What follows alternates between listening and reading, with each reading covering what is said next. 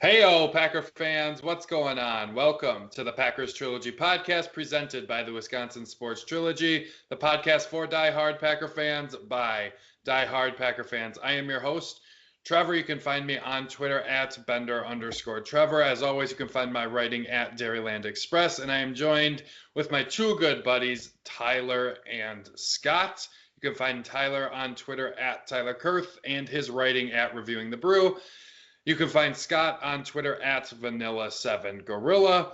You can find all of our content on Twitter, on Facebook, and Instagram as well at Trilogy_pod. You can also subscribe on YouTube.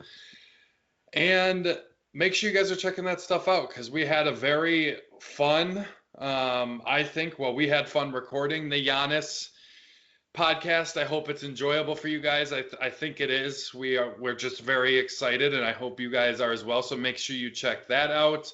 A lot of exciting stuff happening, and make sure you guys are checking out all of our podcasts about the Bucks, the Brewers, and of course you're here, so you're already checking out this one. We really appreciate it. Today we are going to look back at the Lions game briefly and then preview the upcoming matchup against the Carolina Panthers. Before we get to that, how are you boys doing? I'm doing quite well. Ooh, beat you to it, Scott. Unfortunately, unlike Scott's probably going to say, I have to go to work still for the next 2 weeks. So I guess I could be doing better.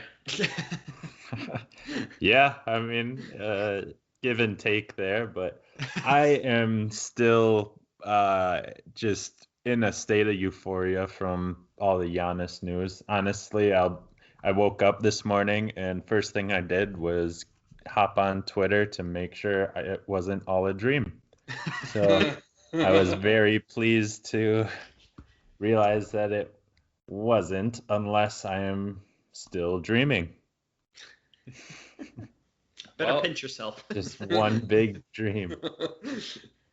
Well, I can tell you, Scott, I don't think it's a dream because I don't dream about going to work. And I went to work today, so I think you're good. That's exactly what a guy in my dream would say. Fair enough. I'm doing pretty good. I do have this beer, which I have never heard anything like this before in my life. It is Rabbit's Bounty from Mobcraft. It's a carrot cake ale, which it's interesting. I actually kind of like it, but I had no idea that carrot cake ales were a thing. So interesting beer find thanks to the Mobcraft Advent calendar, which is an amazing thing. I've had a new beer every single day since December 1st, so can't complain there. Let's get into our Packers content. We're going to start again with looking back to that Lions game and getting our final thoughts on that Lions victory. Tyler, let's start with you. Yeah, I want to start with Aaron Jones because after the game, I was trying to dive into the roller coaster of a game he had where he only had 5 carries in the first half, and then it seemed like he had just had an increased workload in the second half. So now that we can look back at the numbers, it's weird. He actually played the highest amount of offensive snaps last week that he has all year. That was 47, which is good enough for 70% of the snaps. Looking at throughout the 2020 season, the highest amount of percentage of snaps he's played is 71. So I found that really interesting. And to continue the roller coaster even more, obviously contract extensions are kind of a big deal right now in Wisconsin. And Aaron Jones fired his agent this year, brought new guys in. There's lots of talk swarming with there. He's had a very rather, I'm going to call it unproductive from a touchdown standpoint anyway this year, because he had 19 last year, which we knew was not replicable, and he has 9 this year. But yardage-wise, I mean, on the ground, he is on pace to be just about where he was last year, which is just barely over a 1,000-yard rusher.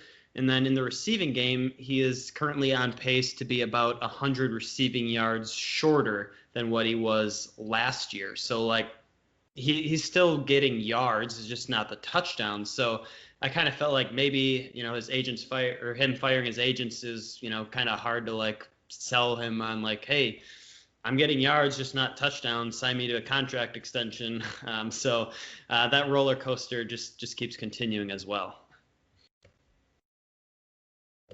Yeah, and the news on the agent thing where he fired him, and then now he's hired Drew Rosenhaus, which I don't know much about agents, but I've read a couple things today, watched some things, and it sounds like he's a guy that is going to get every last penny for players. So Aaron Jones to the Packers next year, not looking very likely with the agent he got, because the Packers just straight up cannot afford him. So that's definitely a little interesting kind of tidbit that has happened this week. Scott, what are your thoughts on that Lions game? Well, we talked about it, how it might be one of those scary games just because of all the turnover and team with nothing really to lose, and it ended up being kind of close. But I mean, one thing that I look at pretty much every game is how our run defense is going to be, because we saw it last year in the playoffs that we just got slaughtered on that. So that's something going into the playoffs we're going to have to definitely improve on. Granted, Detroit doesn't have the best running game, but we were able to hold them to 51 yards. Made Matthew Stafford play like the whole game, had to throw the whole game. So that was encouraging. I mean, will lightning strike twice? I don't know, but again, it's something that I keep an eye out for all the time, and hopefully it just keeps getting better every week. Yeah, I think that's fair. That's definitely something that I feel like a lot of Packer fans do is, you look at the weaknesses of this team, and right now to me, there's a distinct three. Special teams, which has become like a number one over the last few weeks, it feels like, because if those types of things happen in the playoffs, the Packers are probably not going to be able to win football games in the playoffs because they are much better teams. Number two is the tackling, and number three, I think, in my opinion, in that order, is rushing defense. Because in my opinion, if the tackling gets better, then the rush defense gets better. So to me, that's kind of the order that I'm concerned about it right now. And I actually was, as you were talking, Scott, I was looking at rush yards per game. Packers are 11th in the league. I think that's a little bit skewed just because, this team scores so many points that it's tough for teams to actually get any sort of consistency in the run game, because they just have to throw it to kind of stay in games. I don't think that was the case against Detroit. They're just not a good rush team. But Football Outsiders has our rush DVOA at 22. That probably feels a little bit better to me. That sounds more like the team that we have been seeing. And then as far as Football Outsiders, they're at 19. So Football Outsiders and DVOA have them, that slightly below average. So probably not as terrible as we all think. Because there are some truly terrible run defenses, but it's definitely not good and something that has to improve. Let's move ahead to our injury report for this week. We have an extra day because this is a Saturday night game. Kickoff is scheduled for 7:15 on Saturday. I believe they're the second game of a doubleheader. So 2 Saturday night games, evening/night games. So that'll be fun to get some extra football this weekend. So we have 2 extra days. I'm going to go off of what we saw on Wednesday, and if there are changes from Tuesday to Wednesday's injury report, I will let you know if it was upgraded or downgraded for each player. So starting with did not participate, Jay Sternberger did not participate, still in concussion protocol, probably looking fairly unlikely that he is going to be able to play. Limited participants, Rashawn Gary, Kevin King, Alan Lazard, Mercedes Lewis, Lucas Patrick, Randy Ramsey, J.K. Scott, Zadarius Smith, Equinemius St. Brown, Shannon Sullivan, Malik Taylor, who did not participate on Tuesday, is now limited on Wednesday. Rick Wagner, limited on Wednesday as well. Full participants, Simon Stepaniak, Darnell Savage, and Jair Alexander, all listed as full participants. So even though there's a lot of players on there, a lot of those look like they're going to go outside of Jace Sternberger. So that looks pretty good there for the Packers. Carolina, on the other hand, not as great. As you have probably heard, it doesn't sound like Christian McCaffrey is going to be able to go on Saturday. He did not participate on Wednesday. They had two other did not participate in Russell Okung, their tackle, and Kenny Robinson, the safety. He was out with an illness. I don't believe he's on the COVID-19 list, so I don't think it's COVID related, but we'll, I guess, have to wait and see. Limited participants were Trey Boston, Dennis Daly, Austin Larkin, and Greg Little and DJ Moore as well were limited. Not really sure about DJ Moore. That's probably one of the bigger names here. He was listed on the injury report, not injury related, did not participate on Tuesday. Or no, he was full on Tuesday. I'm not really sure what's going on with him. Full participants, Derek Brown. Yeah, geez, they got some names on here. Yatir Gross Matos, Marquez Haynes, Effie Obadua, Troy Pride, and Ian Thomas.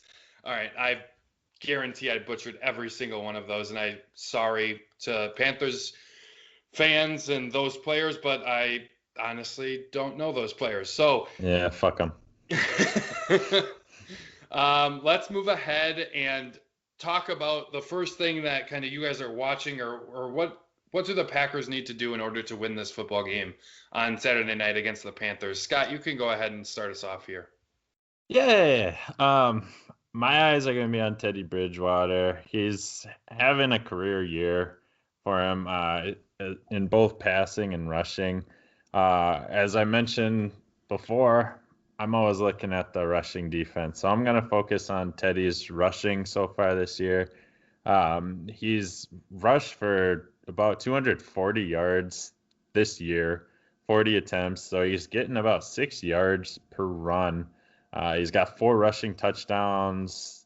He's gotten his team 13 first downs. And when you look at the Panthers and how many first downs they get, he's got the majority of them. Basically, they don't get a ton of those. So that's what I'm going to be looking at. I feel like that's kind of been the Packers ever since I've really been cheering for them. If there's a good rushing quarterback that we have to keep tabs on, and it seems like they can always kind of tear us apart. So that's going to be my focus for this week.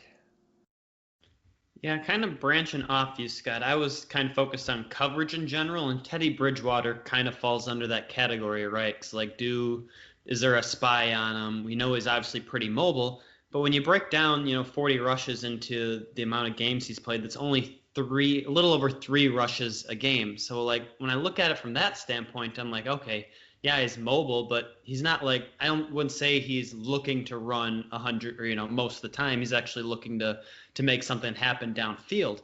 So getting back to my point of coverage, you're going to have to cover Robbie Anderson and DJ Moore for extended periods of time. These two are quietly creeping up on 1,000 yards for each of them. Robbie Anderson needs 4 more yards, and DJ Moore needs 76 more yards. So they both could go over 1,000 in this game, obviously for the season. So we saw our secondary struggle a little bit last week. Whether it was Kevin King or the linebackers covering, that could be one way the Panthers exploit us this week. So that's what I'm going to be watching for, is just how we play in coverage, and in particular against wide receivers, and how we decide to go about shadowing Bridgewater. Yeah, I definitely think both of those are something we need to be watching. They do have some talent offensively. And I don't think they are amazing defensively. It's not like they have Luke Kuechly anymore. It's not the same offense or defense, excuse me. So that part of it, I think the Packers can score. And based on what you guys are saying, sounds like you kind of think they can score as well. To me, I'm going to be watching this is kind of the lead up game. Well, it is the lead up game into the Titans game, but I feel like Mike Davis is a nice precursor to what we're going to see with Derrick Henry. Obviously, they're not the same backs. I'm not trying to say that, but he's a little bit of a bruiser. You know, he can break some tackles. He's a good hard runner. He has been pretty good this year. He's no Christian McCaffrey by any means, but you look at some of his advanced statistics, his Pro Football Focus numbers are pretty solid. He's had 2 games under 60. The rest have been above that. And, you know, a lot of them, he's had 5 games above 70. He's just been pretty damn solid all year long for Carolina. Then you look at Football Outsiders DVOA and DR metrics. He's, you know, just under, like, you know, he's the second half of the league in terms of running back 1. But ranked 19th and 17th in DR and DVOA respectively. So solid guy there, one to watch out for. He's, in terms of DVOA and DR, he's pretty close to Jamal Williams, who's at 17 and 14. So, you know, a similar type of back, no one that's, you know, not a back that's going to get $15 million a year, but he's a solid back and definitely one that I think is going to be important to kind of, let's stop him. Let's stop this offense so you can feel comfortable going into that Tennessee Titans game, which you really want to win that game, because I truly believe the Packers really, really want that 1 seed. I want the 1 seed for them. I think that's their best route. Having teams like potentially Tampa Bay, New Orleans, you know, the Rams, they have to come and play in cold weather in January in Green Bay. Like, that's something that I think is an advantage, even if there's not fans in Lambeau.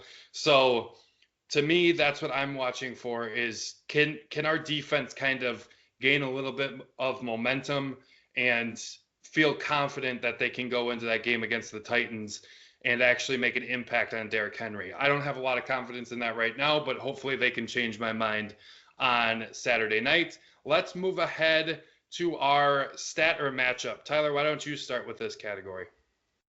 Yeah, for me, I focused on Teddy Bridgewater under pressure. There's a stat out there that when he is under pressure, he has thrown 6 interceptions this year, which is the second most in the league.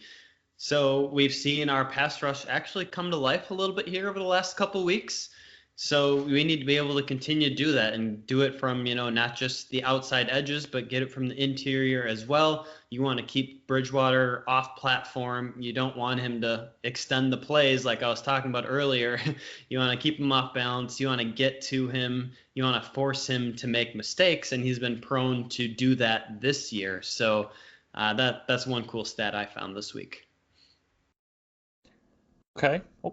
I'm going to just branch off of kind of what Tyler and I talked about in the last segment. And I just want to look at the distribution of touchdowns for Carolina and on their defense. So for Carolina, on the year, they have 16 rushing touchdowns. Again, 4 of those are Teddy Bridgewater. 15 passing touchdowns. So pretty much split down the middle. And then as far as their defense, they allow 14 rushing touchdowns on the year and 23 passing touchdowns. So that's quite a bit of passing touchdowns. So I would say that's going to fare well for MVP form Aaron Rodgers this week. Knock on wood, because apparently every time I say something, shit hits the fan. So knock on wood for me. Yeah, we don't need any more jinxes from you, Scott. So yeah, I know. And I said Giannis wasn't gonna sign, and then he did. So well, that was a good one. That was a good one. Everything I say is the opposite. All right, so let's just dive into that passing touchdowns. How is this team against the pass? So a few different things that I will pull up. Scott kind of talked about those kind of raw statistics of what they're giving up currently. I will go into a little bit of the advanced metrics. So DVOA, they're currently ranked 27th against the pass, which lines up with what Scott is saying.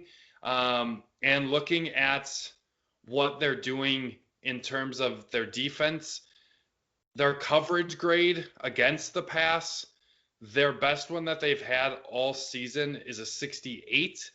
And they've had a ton of games under 60 for them. And really, it's 1, 2, 3, 4, 5, 6, 7, 8 games that they're under 60.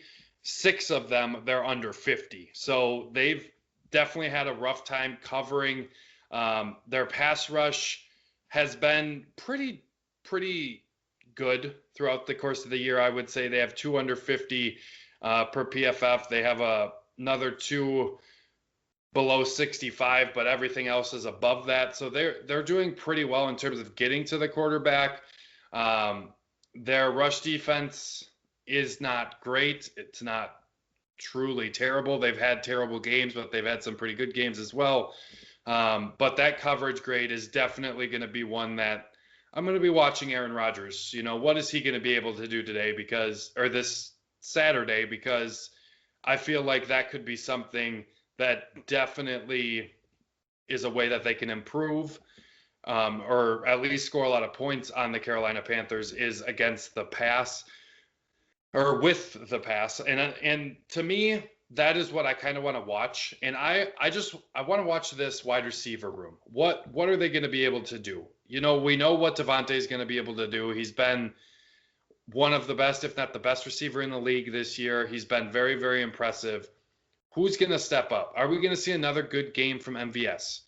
The way he's been trending, the 2 or 3 games before this really, really good game against the Lions, there wasn't much there, but he's kind of a streaky guy. So does that mean we're going to see another good game from MVS? I think against this defense, that could be likely.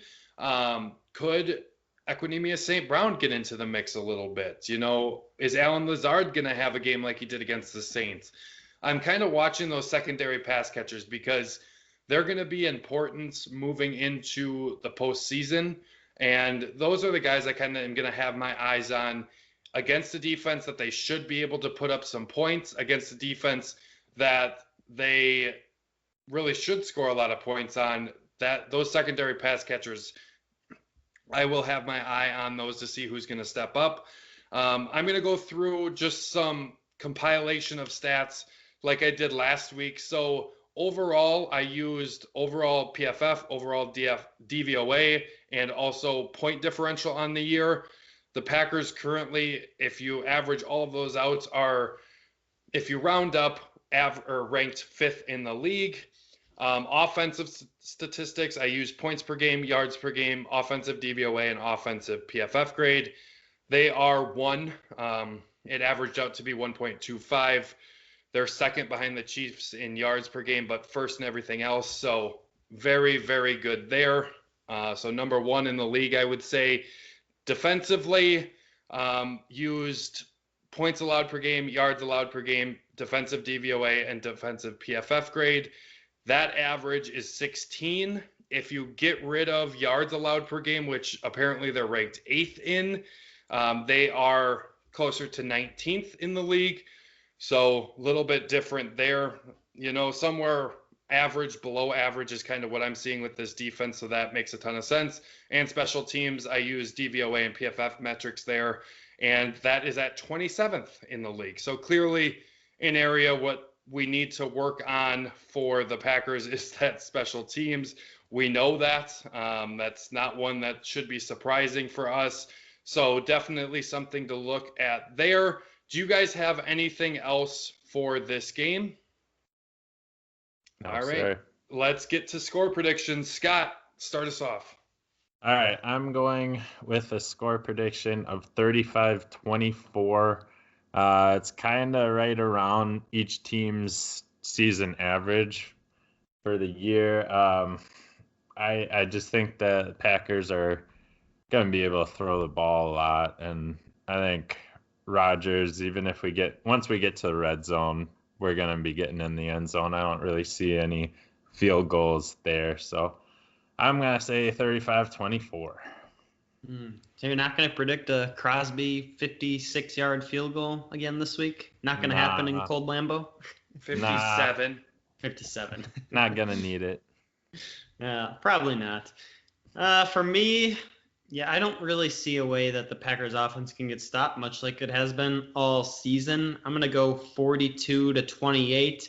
I'm going to say in the fourth quarter at one time it's 35-28, and then the Packers just put the gas on. That's how they get to 42. So I think it will be close at some point in the fourth quarter.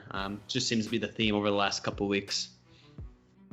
Yeah, I think I'm going to go a little more blowout-y, but not quite as many points as you have, Tyler. 38-17. I think, there's certain areas where this game worries me a little bit. Teddy Bridgewater is one. Mike Davis is one. The receivers that Tyler mentioned with Robbie Anderson and DJ Moore, all very good players, and they concern me. But I think the Packers are going to jump out early. I think it's going to get Teddy off his rhythm. I think that's going to mean the Packers edge rushers, pass rushers in general, can pin their ears back, and they're just going to be able to get to Teddy and hopefully bring him down without him scrambling too much. But that's kind of what I'm seeing. I'm seeing the Packers offense kind of take control of the game early, and it's just too much for the Panthers to come back, and this Packers defense can really pin their ears back, knowing they're not going to have to worry about stopping the run. So that is going to be it for us this week. Again, kind of a weird game. Saturday night football, 7:15 Central Time. Make sure you guys check us out. I think we're still going to have our recap podcast come out on Monday still. So be on the lookout for that. Then that gives us a little bit more time. Probably record that Sunday sometime so we get a little bit more time to think about it, and it won't be such a knee-jerk reaction to what we just watched. Make sure you're on the lookout for that. Make sure you're on the lookout for our other podcast about the Bucks and the Brewers. And until next time, go Pack Go. GPG. GPG.